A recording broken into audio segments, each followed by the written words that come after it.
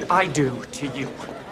It's all about you, isn't it? Soothe me, save me, love me. You stop. I have to finish my job. Everything is fucking wrong with us. Everything. Jerry, you and I are salespeople. We sell.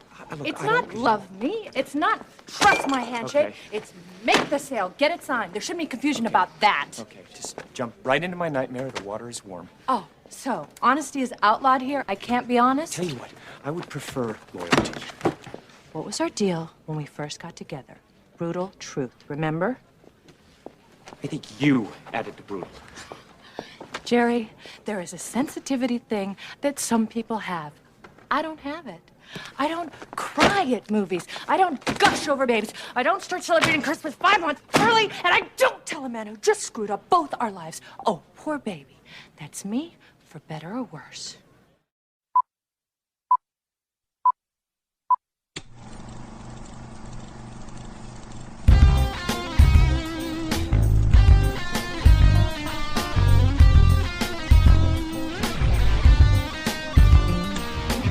Chris Scalzo here with Matt Howell. And on this episode of The First Run, Matt and I are going to check out the Australian horror import, your latest delivery of prestige horror, which is a new thing, Matt, maybe we can talk a little bit about, Relic. Our science fiction marathon from across the globe continues as well with the German film World on a Wire. Matt and I will share our 5 favorite sci-fi films, this time focusing on 1980 to 1989. And of course, we'll run down the big releases on physical media this upcoming Tuesday, featuring your streaming and straight-to-DVD picks of the week. But let's start everything off with a little bit from Relic. Gran? Mom? Mom! She called me a few weeks ago. I think she was scared. She thought someone was coming into the house.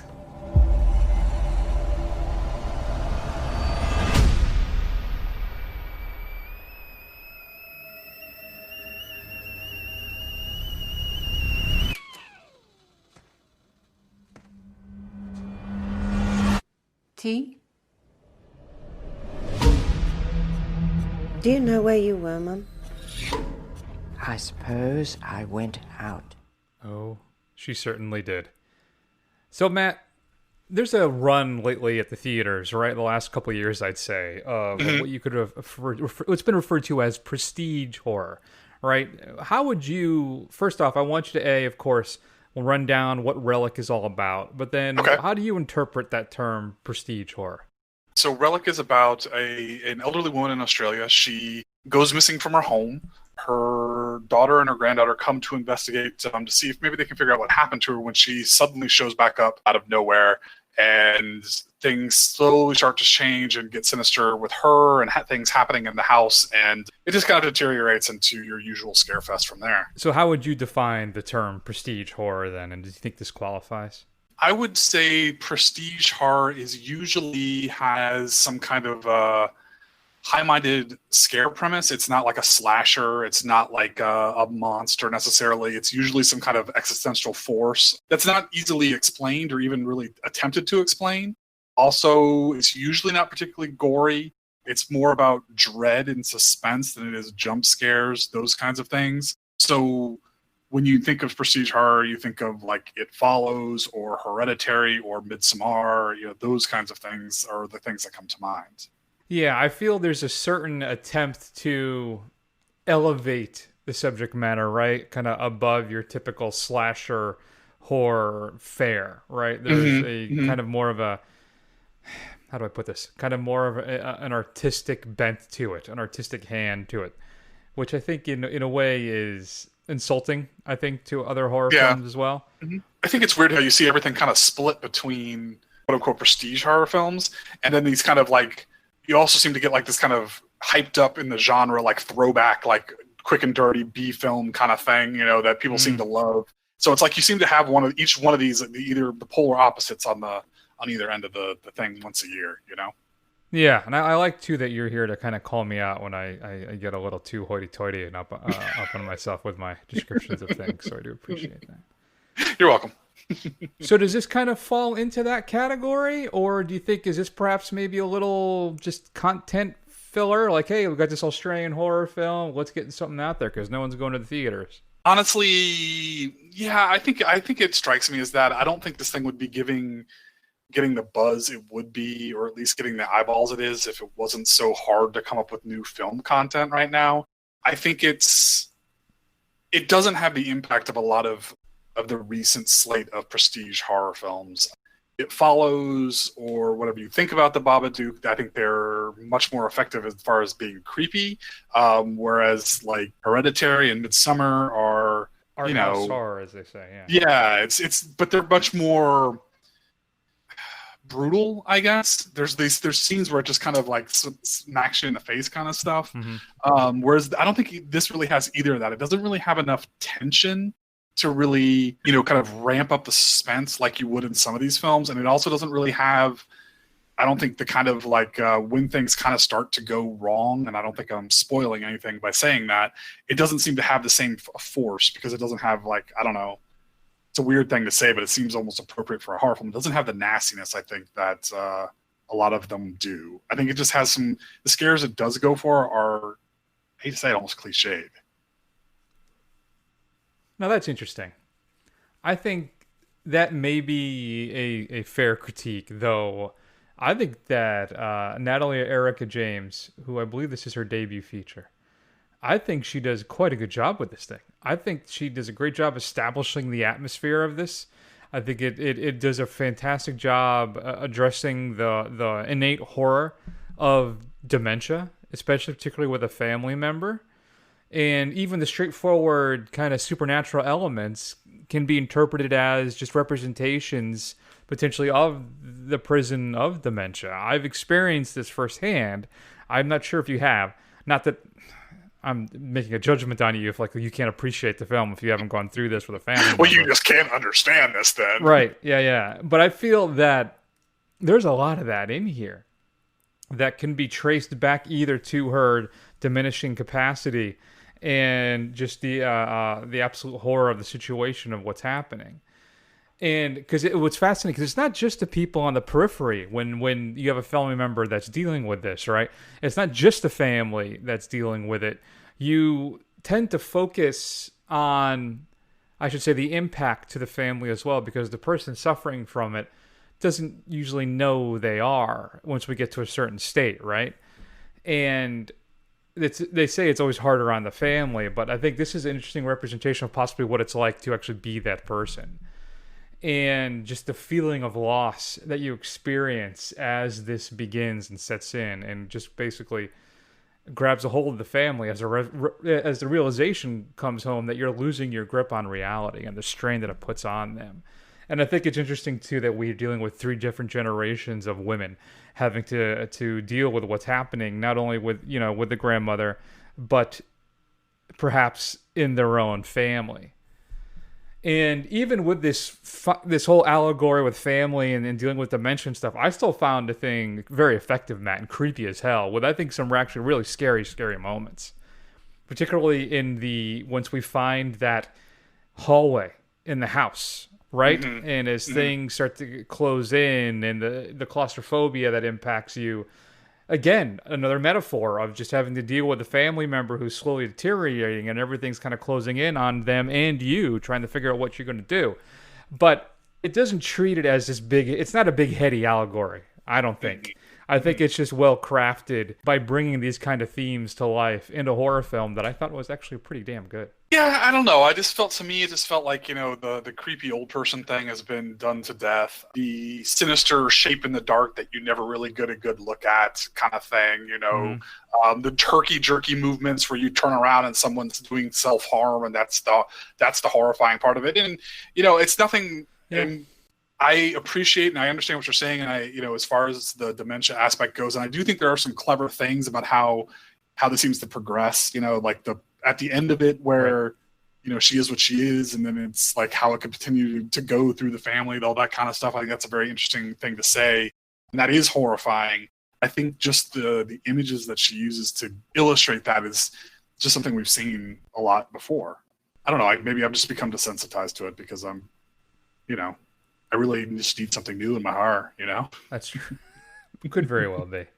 Yeah. So I thought it was quite good. I enjoyed Emily Mortimer in this a lot. I think the cast overall, our three leads, are quite good. And I think it's well worth checking out, especially obviously in the environment we're currently in. But I think it's well worth at least renting, Matt. I'm going to give Relic a B+. What about you? Are you? Yeah. Yeah, I'm going to be a little harsher on it. I'm going to give it a C+. It's not great. It's okay. I wouldn't be shocked if you skipped it. Well, that's disappointing. I think that don't listen to Matt, kids. Go ahead and watch this thing if you want a good scare. I think it works really well. Yeah. If you've had a chance to see Relic, we'd love to hear your thoughts. Shoot us an email at feedback@thefirstrun.com. Coming up on Blu-ray this upcoming Tuesday. Well, here's the thing. Let's take a listen to this little clip. Has anyone seen Connie? I think Mark saw her earlier. Pretty sure I saw her trying out for the sprinting Olympics earlier. What? Where? Sorry, but I can say what happened. Her boyfriend called the landline from the train station and calmed Connie down. And she begged our pardon, and I drove her to meet him. Okay. That's really. Why would Simon leave without her? I'm sure it was just a miscommunication.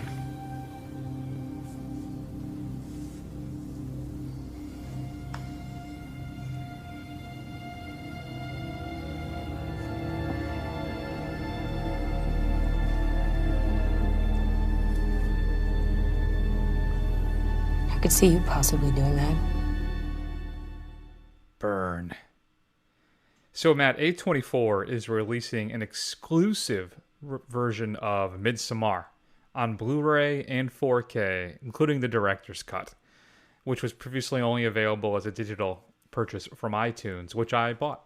Now, granted, thankfully, I think I only paid $7 for it, maybe $8. But I did pull the trigger on this, Matt. It also comes with a booklet with art and different stuff from the film, and it looks really cool. Your 4K price from A24 to delivery, Yeah. $50. Wow. And of course, it's instantly sold out. And I'm sure it'll show up on eBay any day now for 2-3 times that amount. But is A24 becoming more of a media company than a film production house? I feel like they seem to be more doing tchotchkes. They do different things now. And they do script books, right? And they do these props and things from the films. And now they've started to actually release physical copies of their films. Though I will admit, if they put out a 4K release of like Last Black Man in San Francisco, I would be all over that in a heartbeat. Right. Yeah, I don't know. Maybe they are. Maybe they're trying to kind of be a production company and Criterion. Like, maybe they're trying to do both. They're going to let Neon take over as the little art house that could. Right. Oh man, Neon had a hell of a year last year. Are we getting a Criterion Parasite? I think we are at some point. I do have my new Portrait of a Lady on Fire Blu-ray from the Criterion sale at Barnes & Noble, which I'm very happy about. All right. So unfortunately you cannot pick up Midsommar. It's releasing the 20th on Monday, so I will report back to everybody once I get my copy. We'll check it out. Also being released, Capone. Scoob is being released as well. This is the new animated Scooby-Doo film. Includes bloopers, deleted scenes, and if I'm correct, it features Blue Falcon and Wonder Mutt. So does. Yeah, are you going to watch the new Scooby-Doo movie with the? Yeah, it's available on HBO Max already, so I probably will end up sitting the family down and watching it.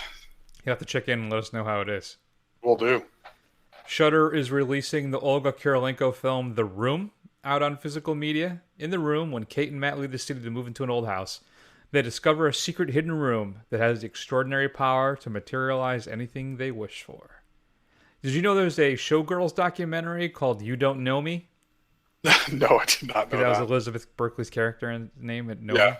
So Yeah, I gotcha. Yeah, so that's there. New to Blu-ray, Criterion is giving us Noah Baumbach's Marriage Story. There's a brand new 4K digital transfer of this film. I really enjoyed this when it came out, Matt. Did you also? I think you liked Marriage Story as well. Maybe not as much as I did. Yeah, I enjoyed it. I don't think it's one that I will be rushing out to revisit anytime soon. Yeah, I don't think I'll buy this ever.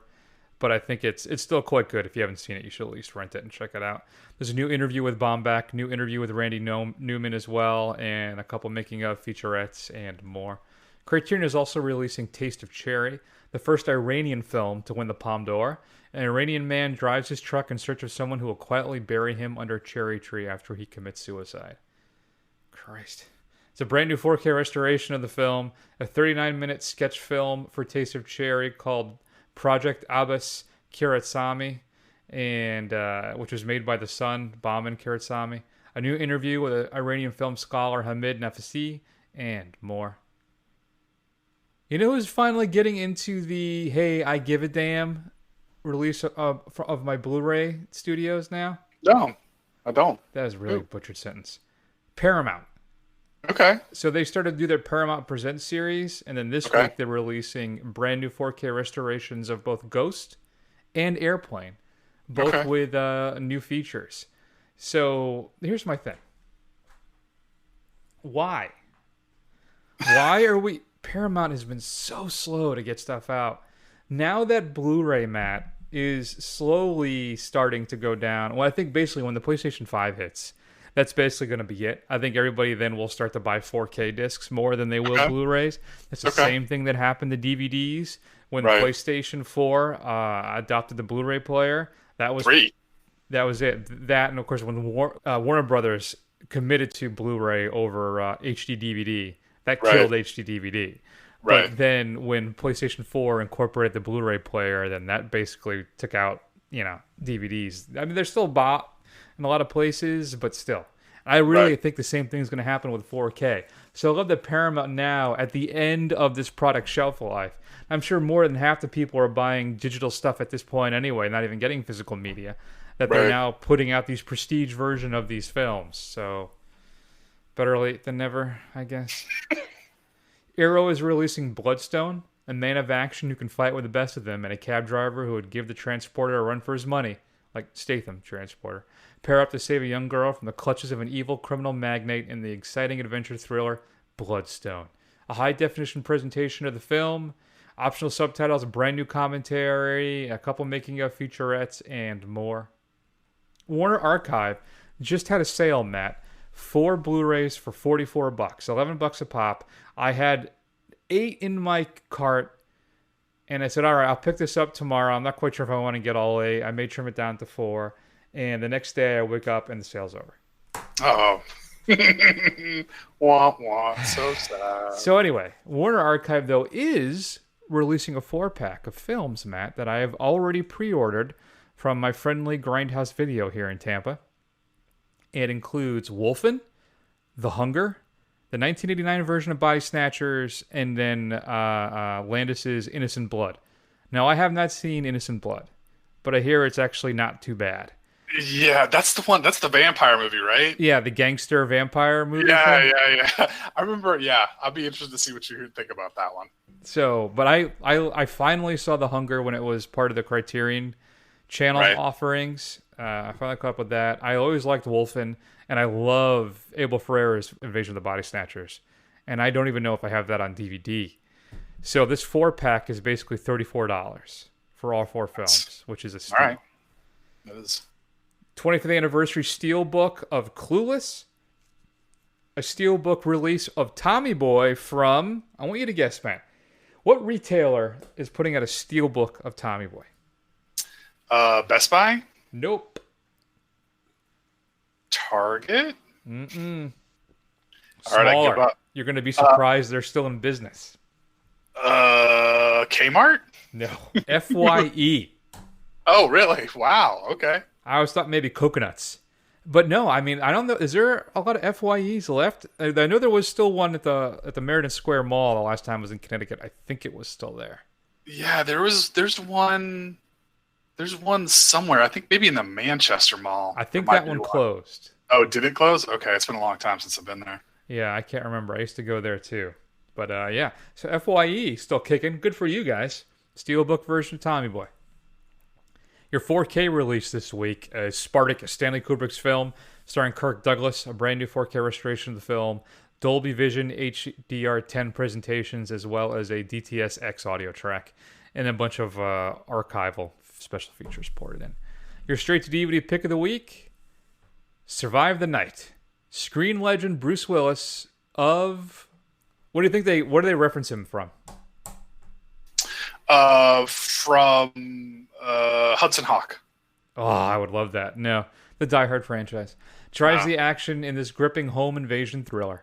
After two brothers commit a robbery that goes wrong, one of them, Matthias, is mortally wounded, forcing sibling Jamie to stalk a trauma doctor named Rich, played by Chad Michael Murray, from the hospital to his home. While holding Rich's wife and daughter hostage, Jamie forces Rich to operate on Matthias. For the family to survive the night, Rich must team up with his estranged, tough-as-nails father, retired Sheriff Frank, played by Bruce Willis, in order to gain the upper hand and turn the tables on the criminals. From what I understand, so Bruce does a lot of these. I think he churns out about a dozen of these type of films every year. It's one of those where he basically shows up for like 15 minutes and then he gets his paycheck and leaves. From what I understand, he's in this one for about half the running time. Okay. So if you're a Bruce Willis completist, I guess this might be worth your time. Is there such a thing as a Bruce Willis completist out there? I was in the late 90s. Oh, interesting. Maybe actually all through the 90s, I think. Not so much anymore. No, what should we be streaming this week? I'm going to recommend Clint Eastwood's 1979 film Escape from Alcatraz, which is the true-ish story of a convict who is imprisoned in Alcatraz and who escapes from the unescapable prison. It's a tense slice of just 70s potboiler crime film. So check it out. It's available on Amazon Prime. I have never seen it. I'm a big Clint guy, and I think I've seen like 20 minutes of it. But is it good? Is it worth checking out? Yeah, it is worth checking out. Check it out. I've started rewatching some of his films a couple weeks ago, too, so fair enough. All right. Our International Science Fiction Marathon continues with World on a Wire. Let's hear a clip. Es geht Vollmers Tod. Aber ich denke, es war ein Unfall. Ich weiß es nicht, ich habe es ja nicht gesehen. Aber es ist ja seltsam gewesen. Was denn? Was war seltsam? Vollmer. Vollmer war seltsam. Es ist was Unerklärliches mit ihm geschehen. Ich habe kurz vor seinem Tod noch gesprochen mit ihm. Er hatte Angst. Und dann hat er etwas erzählt, das war so... das war sehr verrückt. Was? Ich kann es dir nicht sagen, es ist zu verrückt. Vielleicht war er selbst verrückt. Weißt du, was Angst ist? God, such a beautiful language, German. Matt, a couple scientists have come up with this program called the Simulacrum, right? Where they've created an artificial world. They got about 9,000 of these identity units who are existing in this world who don't know that they're not real. Mm-hmm. Kind of a Matrixy type thing, right? There's this made-up computer world.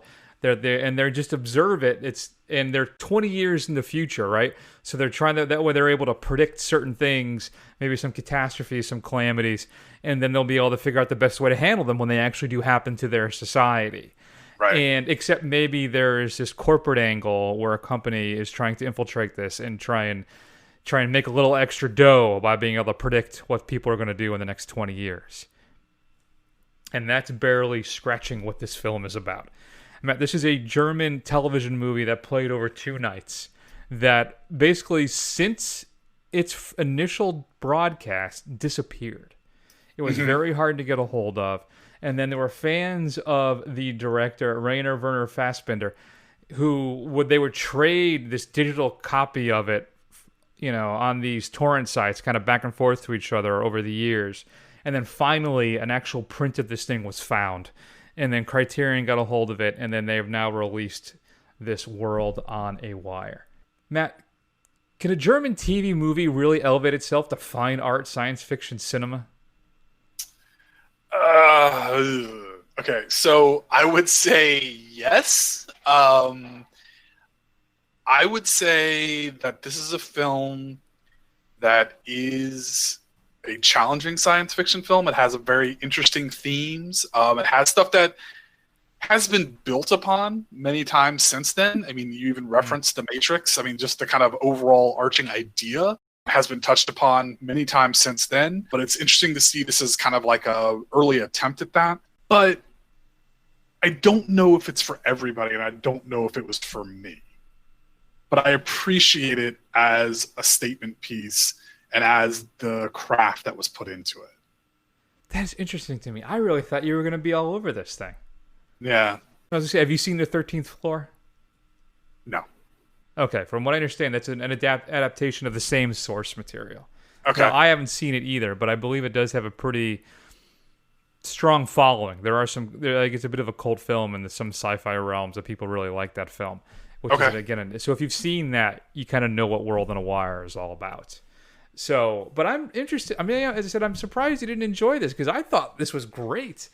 I had a lot of fun with this thing, and I didn't feel this almost 3-hour runtime. This 204 minutes, right? It's like 340 something. I don't know. This thing really worked for me because it's got a lot of great little moments in it.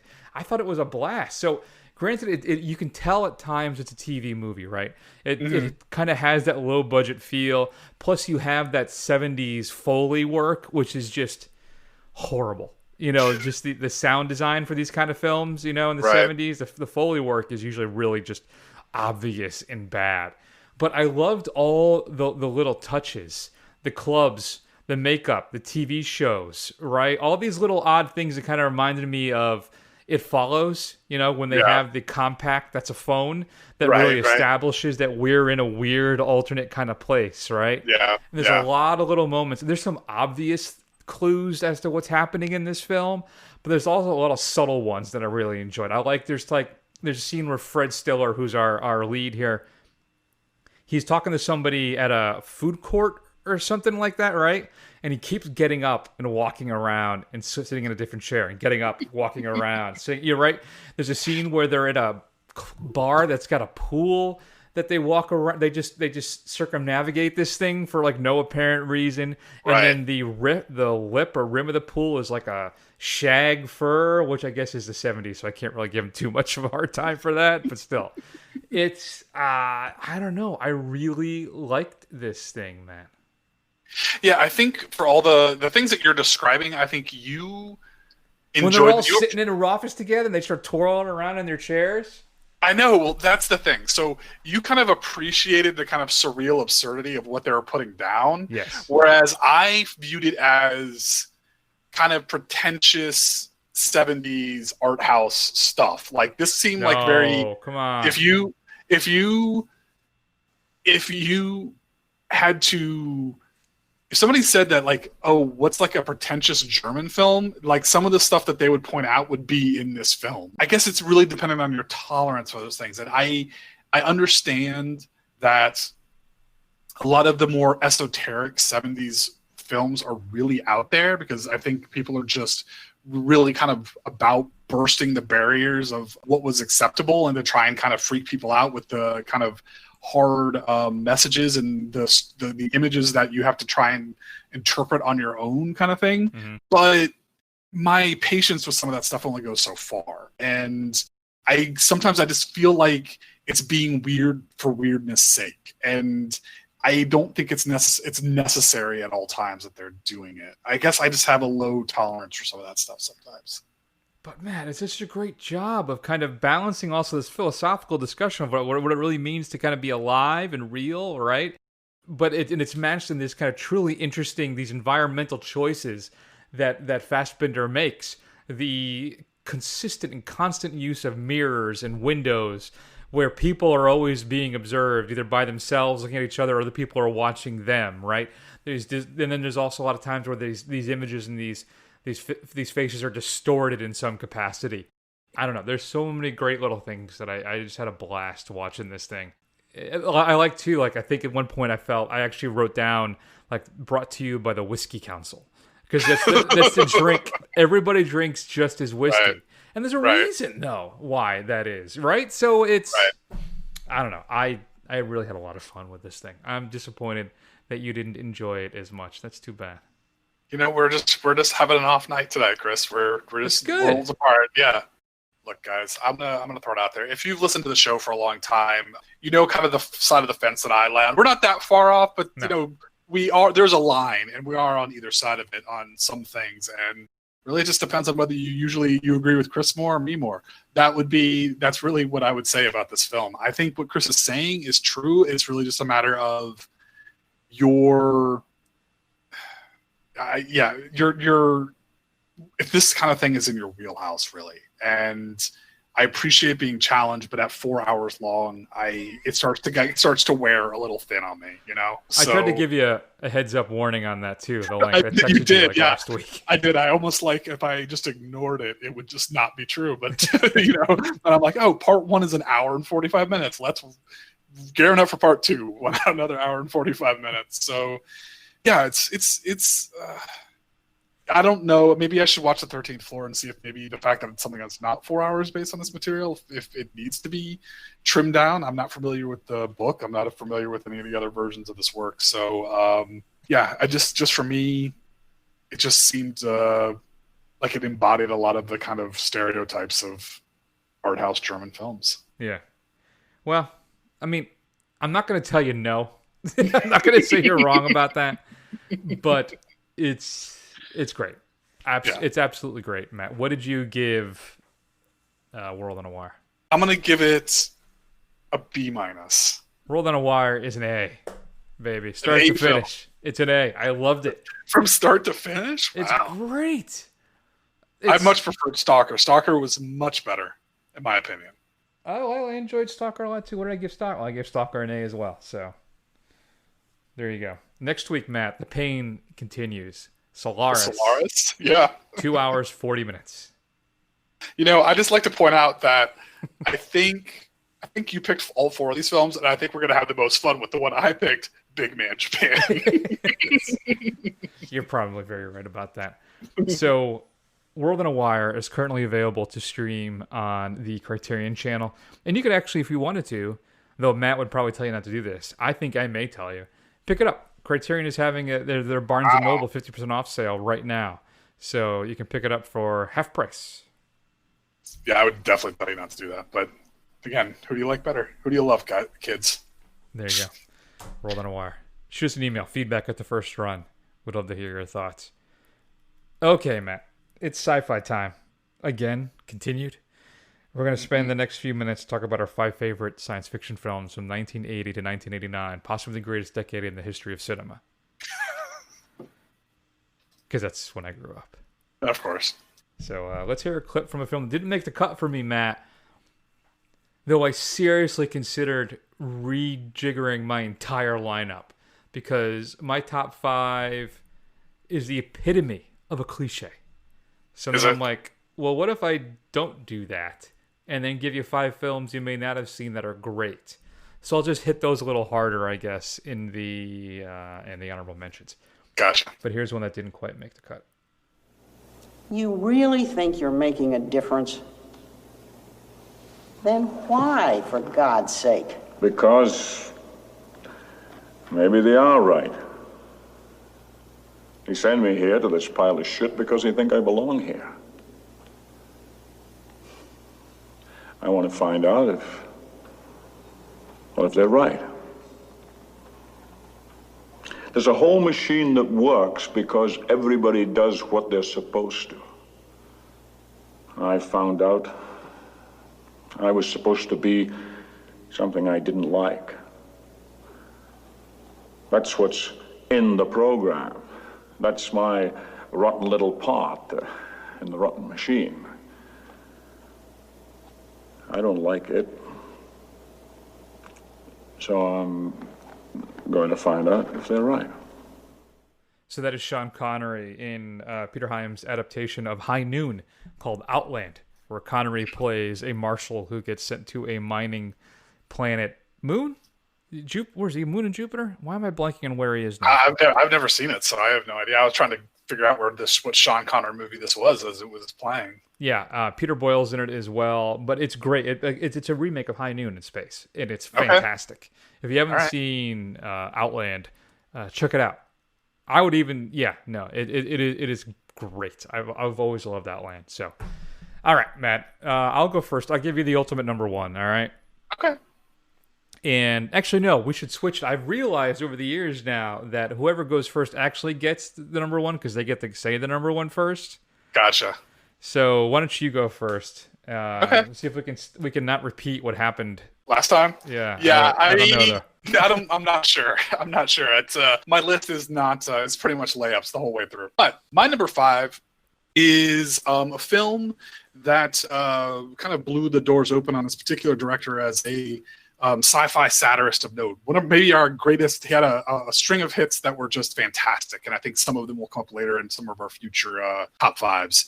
But I'm talking about Paul Verhoeven's RoboCop, which is the story of a man who is seriously mortally injured on duty, and he is put back together by his corporate overlords to clean up the most dystopian of future Detroit's possible. It's ridiculously violent. It is incredibly dark, and I love every freaking second of it. And the problem with Verhoeven's films, again, which we'll talk about in probably the 90s list, they're eerily prescient, and they still stay, the satire still hits hard. RoboCop is fantastic. Yeah, no, that's a great pick. In fact, it's my number 5 as well. This is going to happen, I think, all the way down the list. So, yeah, I agree with everything Matt said. RoboCop is... Now, I actually like RoboCop 2 a lot, but just because just how ruthless in its violence and its messages. Yeah, but still, RoboCop, the original, is an all-time... It's a classic science fiction film. It really is. In Verhoeven, the message he's trying to portray to us, too, is just... Yeah, I mean, when it comes to like delivering messages in science fiction films in the 80s and 90s, I don't think anybody was any better than Paul Verhoeven. So, but I can't really add anything more than what you said. So, it's my number 5 as well. I'll just keep saying that, I think, as we go through the list. Did RoboCop get a Criterion treatment? Yes, it did. Back in the day, it had there's a DVD of it. Well, obviously they haven't released a Blu-ray version. I have the DVD because initially that was the only way to get the X-rated cut of the film, right, where they had the violence, the gore added back in. Like the scene when, what is he, Kinney? Is that his name? Kinney? The guy that Ed 209 shoots up in the office building? Right, yeah. That was like 10 seconds longer. Yeah. Which is a long time for a guy to get shot. And there's like, I think, too, the scene where Murphy gets killed, too, by the Boddicker and his gang. That's a lot more explicit in that version as well. But ever since then, every subsequent release basically has had the full cut of that film. Sure. All right, very good. Yeah, I think we're going to have the same top 5, but the order may be slightly different. So we'll see. We'll see how this goes. All right, so number 4 is a film that built upon the themes that we had in World on a Wire about like what it means to be human and what is reality. And that's Ridley Scott's Blade Runner. The story of Decker, who is a private detective bounty hunter who hunts down these artificial humans, not robots, artificial humans named replicants who are bred to do hard labor, fight in our wars, be our pleasure, and then live 3 years and die. And a group of them has escaped, and he is responsible for trying to hunt them down. Again, a vision of the future where we've created this kind of disposable cast, and what does it mean to be a real human? Fantastic bit of, future noir that Ridley Scott put out there. Yeah, that's an interesting pick. So my number 4 is, so say what happens is you have a TV show that runs for a long time. Well, not even that long, 3 seasons. And it develops a big cult following. And you say, we're going to bring it back. We're going to have a whole new show. And then you say, you know what, actually, what if we go with a motion picture instead? All right, that'll work. So we put this motion picture out. Maybe it makes somebody's list of some of the 5 favorite films of the 70s in science fiction. But it's a little dull. So then what do we do? Well, let's what if we did Horatio Hornblower in space? And with this big nautical kind of adventure where our leads have to confront a past sin where they marooned this guy and all of his buddies, including his wife, on this planet. And somehow he's able to come back and get his revenge. And of course, I am talking about Star Trek II, The Wrath of Khan, the pinnacle, the highlight of any Star Trek media. All right? The best thing that franchise has ever put out is Star Trek II. This is my firm opinion. I will defend that to the death. So it is a blast. It is a lot of fun.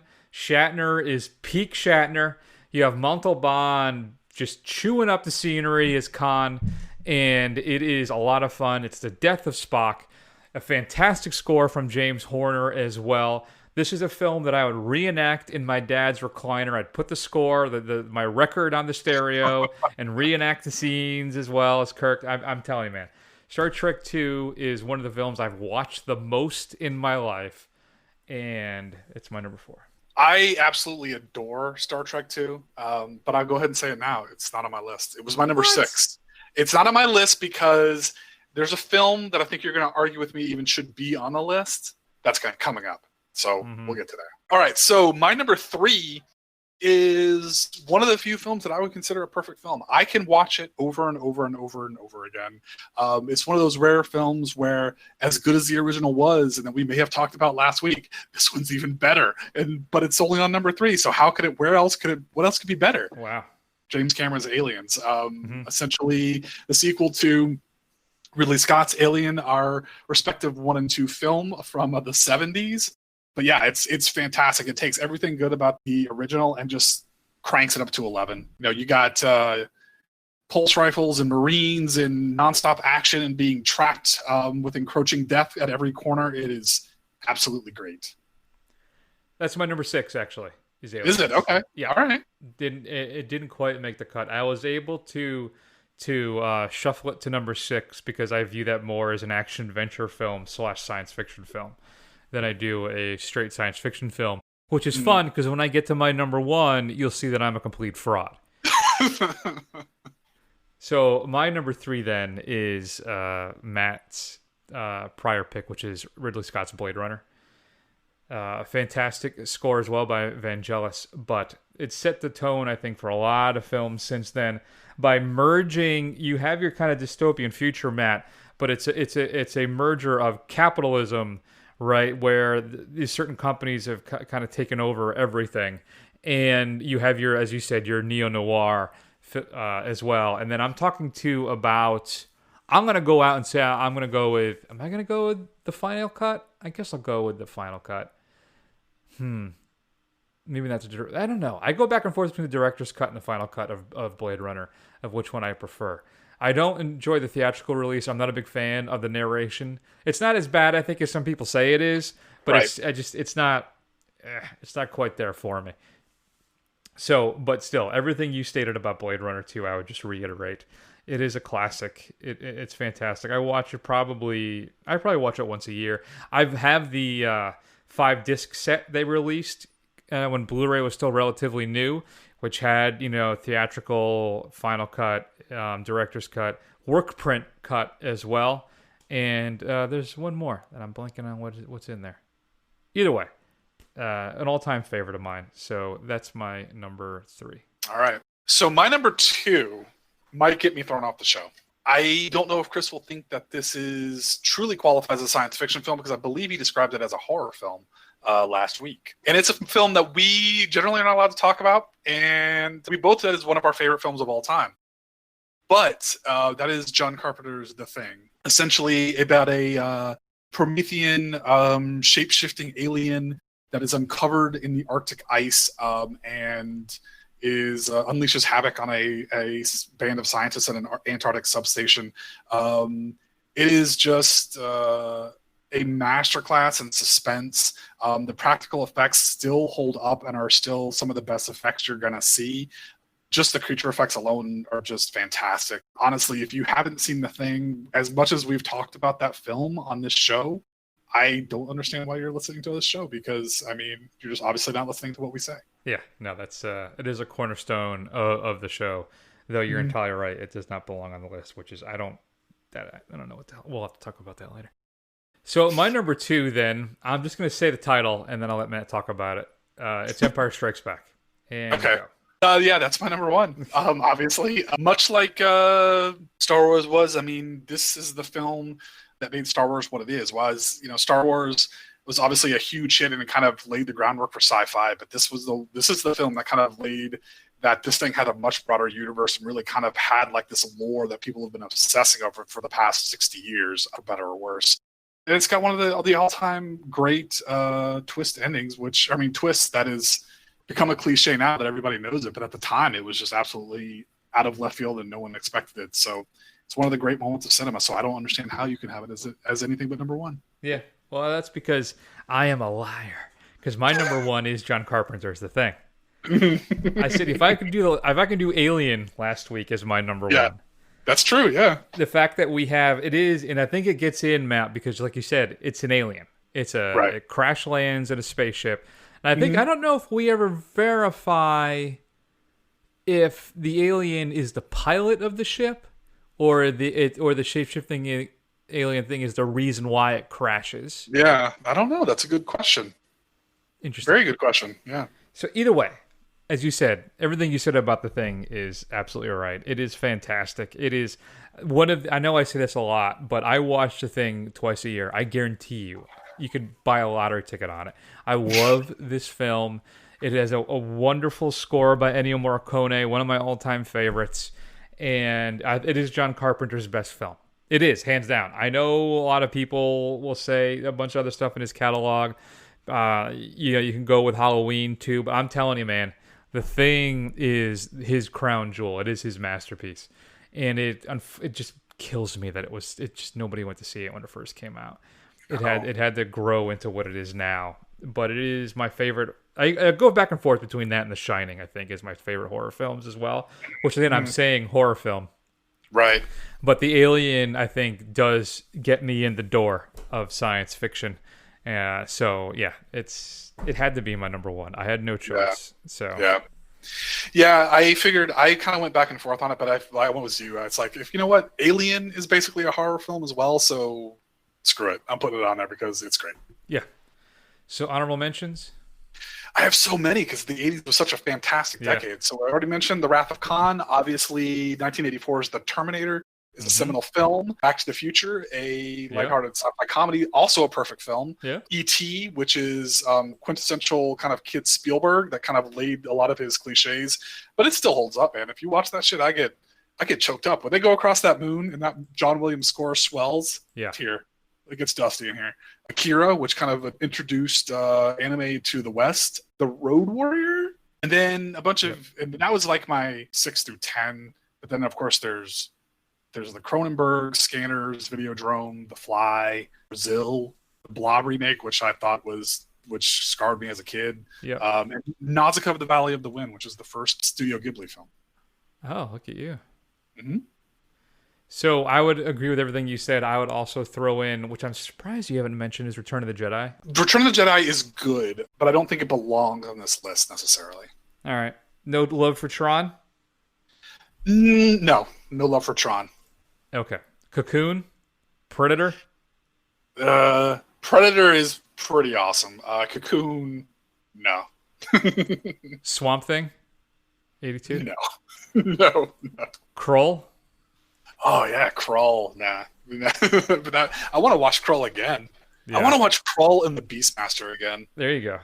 Yeah. But the big ones for me, like you said, Videodrome, I would throw in Repo Man. And then when I really get cooking, Escape from New York, They Live. Oh, you want to talk about oppression film? Sweet Christ. Yeah. I wouldn't be surprised if that thing's a GD documentary at this point. What else? You got Life Force, Toby Hooper's Space Vampires, which is famous basically because Mathilda May is naked, I think, in about half the film. I think I had this stuff on here. That maybe, though, it's just straight horror. I guess. Because they make it, right? And it just... Yeah, I think doesn't it come out of the ground? Yeah, they find it. All right, I'm going to take this stuff out. That doesn't count then. I think that's horror.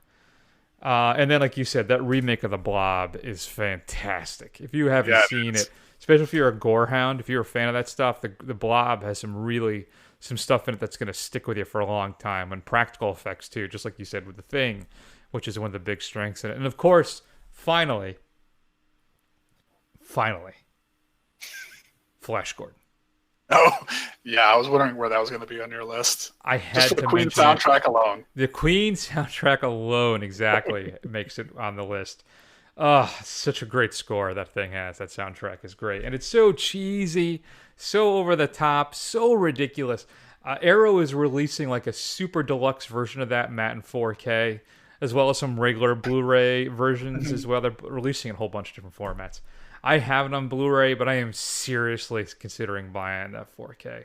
It has a poster, lobby cards, a whole bunch of stuff, a whole book, a whole ton of stuff. It's like $43, but man, I don't know. Flash Gordon is so awesomely horrible.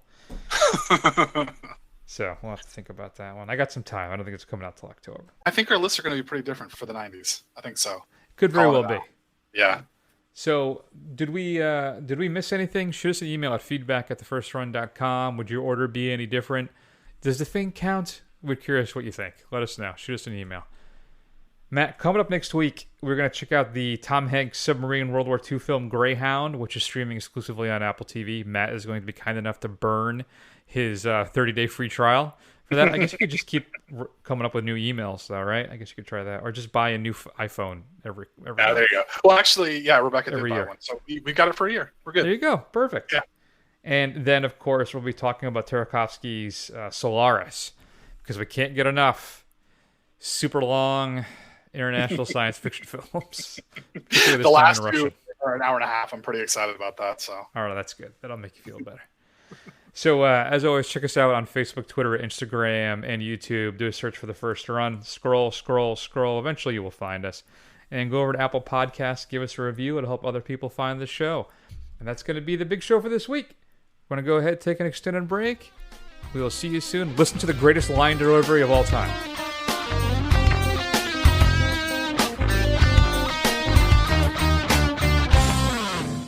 Forget it, Bing. Dale's with me.